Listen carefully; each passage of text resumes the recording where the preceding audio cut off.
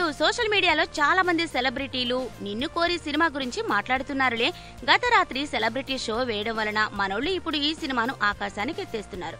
మరో పక్కన నాని కూడా ప్రమోషన్లలో ఈ సినిమా గురించి ఒక ఎమోషనల్ కథంటూ తెగ చెబుతున్నాడు. సాధారణంగా సినిమా కంటెంట్ గురించి సినిమా రిలీజ్ కు ముందు అస్సలు ఏమాత్రం చెప్పని నాని ఈసారి ఇంతగా ఎందుకు మాట్లాడుతున్నాడు అంటే ఒక టాక్ వినిపిస్తోంది.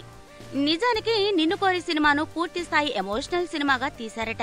అయితే ఈ సినిమాలో కామెడీ కంటెంట్ ఎంత ఉన్నప్పటికీ సెకండ్ హాఫ్ నుండి సినిమా బాగా డ్రామాతో నిండిపోయిందట. సాధారణంగా బిఎండ్సి సెంటర్లలో ఇలాంటి డ్రామాలు అంతగా నడవు. పైగా ఆడియన్స్ గతంలో నేను లోకల్ వంటి సినిమాలో కథ లేకపోయినా కామెడీతో నింపేసిన సంగతి చూశారు. కాబట్టి ఇప్పుడు కూడా అలాంటి అంచనాలే పెట్టుకుని థియేటర్లకు వస్తే కష్టం. అందుకే నాని ఇప్పటి నుండే సినిమాలో ఎమోషన్ ఎక్కువ, కథ ఎక్కువ అంటూ ఆడియన్స్ ని ఈ సినిమాకు ట్యూన్ అయ్యే విధంగా మైండ్ సెట్ చేస్తున్నాడంటున్నారు సినిమా లవర్స్. ఇకపోతే హార్ట్ టచింగ్ సినిమాలన్నీ బాక్సాఫీస్ దగ్గర మిశ్రమ ఫలితాలను చూస్తుంటాయి. గతంలో నాని హీరోగా వచ్చిన ఏటో వెళ్లిపోయింది మనసు సినిమా పరిస్థితి కూడా అంతే.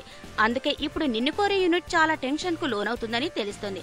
అసలు ఈ కొత్త దర్శకుడు శివ నిర్వాణ సినిమాను కొత్త వారితో తక్కువ బడ్జెట్ లో చేసేద్దామంటే నానిని సీన్లోకి తెచ్చి అమెరికా బ్యాక్డ్రాప్ లో సినిమా తీయించింది కోన వెంకటేనట. అందుకే ఇప్పుడు అన్ని కళ్ళు ఆయన్నే చూస్తున్నాయి. అది సంగతి.